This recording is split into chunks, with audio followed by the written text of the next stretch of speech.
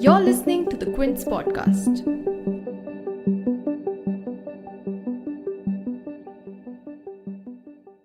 A trigger warning before we begin today, there'll be mentions of suicide in this episode. On 2nd November, Aishwarya Reddy, a second-year BSc Mathematics student from Lady Shri Ram College for Women, hanged herself at her residence in Telangana's Ranga district.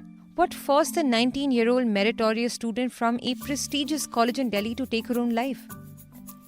She left an apologetic note behind in Telugu saying, "Because of me, my family is facing many financial problems. I am a burden for my family. My education is a burden.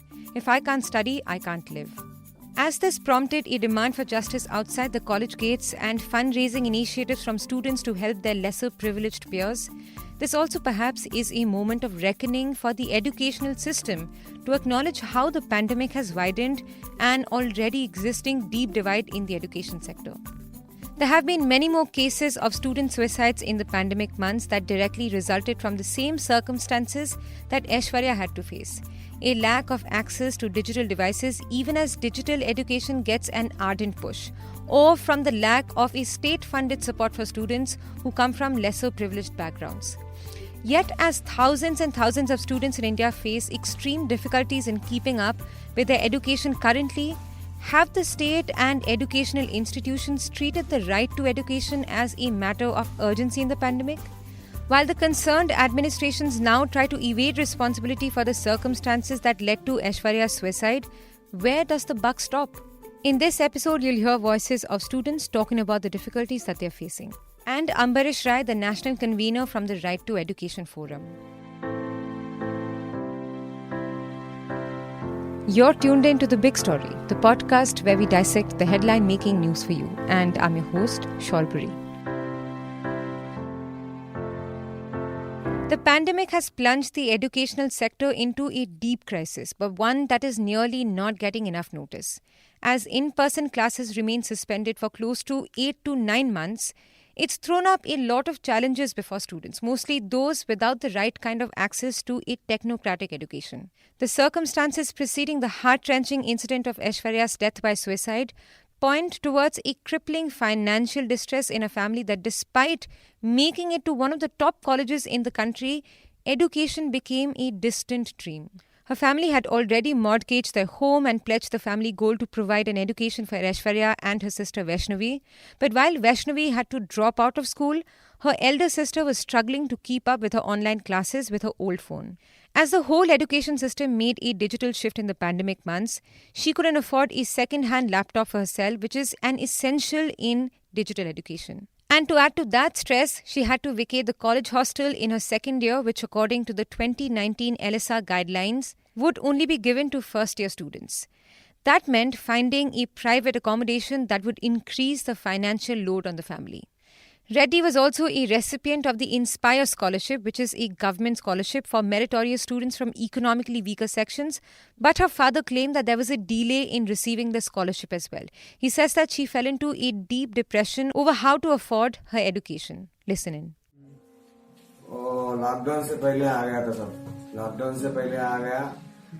She had come home after the lockdown. She didn't say much, and she just said that a few days ago they were asked to vacate the hostel. They had allowed the hostel for just 1 year, and I had paid for 1 year only. She said she would bring back everything on the 10th, and we asked what has to be done next. The trip would cost around 30,000 rupees, she said. Then the online classes were going on, but she didn't have a good phone. Her phone was hanging a lot. She told me she needed a laptop, but I didn't have the money to buy the laptop either. I was in debt and my daughter was under depression because of this. I didn't have the money to fund her sister's education. I could only afford to pay for one daughter.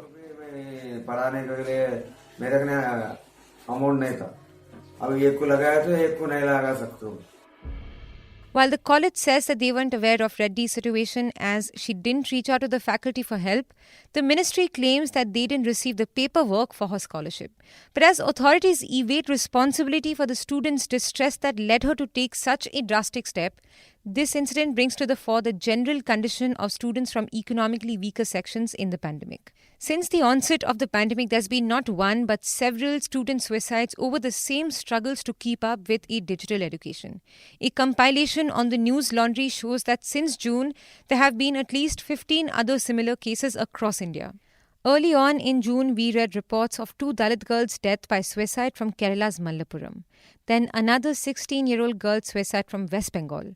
From October, there was a report of a 15-year-old girl's death by suicide. She was a daughter of daily wage earners from Maharashtra. The list can go on, but what's common in all these cases? Well, none of them could afford phones or internet to carry on with their online classes. But is anybody listening to their anguish? While many school and college students from poorer backgrounds have quit their studies to help out their families, many are forced to look for odd jobs in the middle of the pandemic to continue with their education.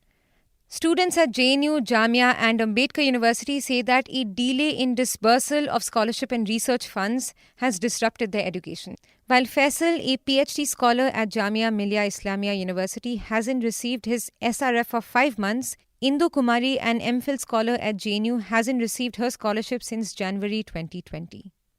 जो lady Shri Ram college में ऐश्वर्या रेड्डी ने किया I can very well feel what Lady Shri Ram College student Aishwarya did because I face the same situation every day. I don't have money right now, and there's this constant worry about how to pay rent and to find places where the food is cheap. So far as education is concerned, I hail from a lower middle class family. My father is a tailor. My parents are not in a situation to support me financially now. You must be aware that the tailoring industry is down and my parents have no other business. I am the eldest among all my siblings. When they ask me if I have received my scholarship and ask if they should borrow some more money and send it to me. But I don't want to trouble them and say that I will manage on my own and that there's no problem. But in reality, the problems are manifold and include room rent, other expenses in a city like Delhi. Bear करना पड़ता है और उसमें जो है आपको कोई delay नहीं है. आपका जो मकान मालिक है, जो आपका लैंडलॉर्ड है, वो ये डिले नहीं देता है. If I don't get the scholarship on time, I face a lot of difficulties. I need to recharge my internet so that I can access the library remote access. Sometimes the remote access also doesn't work, so I have to go to the cafe to download some books that are available because internet access here is not a constant thing. So it takes a lot of time to download material and then work on my dissertation. And as we talk about difficulties faced by students, I'd also like to tell you about the Quint's Dil Wali Diwali campaign. Although Diwali is over, you could still help 15-year-old Subhan, who had to quit his studies to support his family and his sister's education. At an age when he should be in school, he's been forced to sell fruits and vegetables to afford rent and repay loans.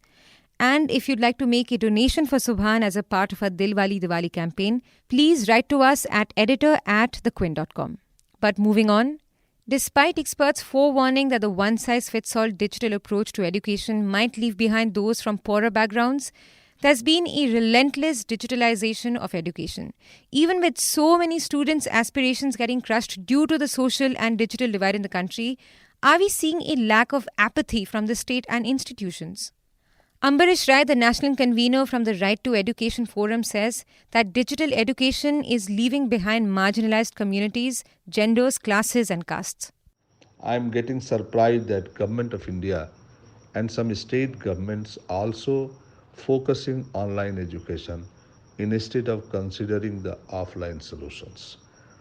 According to NSS's data 17-18, only 24% people in India have internet access and 10.7% are having computer and laptop facilities.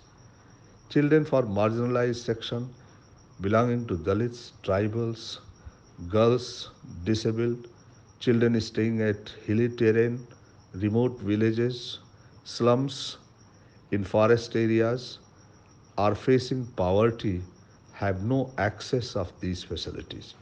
If this is the scenario, how can one push the online education? Education is a human right and public good. It should be available for everyone in equitable manner. And this is the responsibility of state to make available education for all. We all know that at the elementary level, education is a fundamental right. We have Right to Education Act in place, though the implementation of right to education is very pathetic. Only 12.7% schools out of 1.5 million schools across the country are RT compliant. Technology companies and vested interest, they are pressurizing government to make online education a permanent solution because they are looking a big business through the online. And the expected market is till the 2020 $18 billion in India. This is a huge business. They are making huge profit through this online business. That's why they are pressurizing to the government. And I'm getting surprised that government is also making the advertisement and government is also pushing the digitalization, technology, this online thing.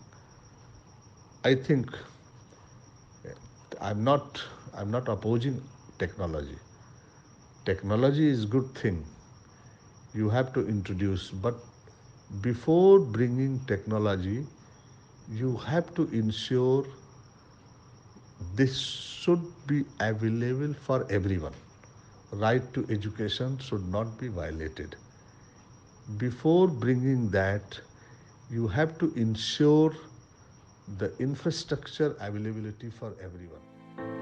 If you like listening to this episode, please subscribe to the Big Story playlist for episodic updates. We're live on Apple, Google Podcast, Spotify, JioSaavn, and most of the other popular podcast streaming platforms.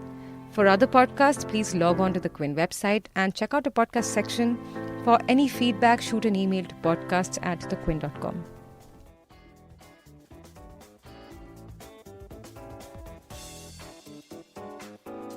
Thanks for listening. Log on to the Quint's website and check out our other podcasts.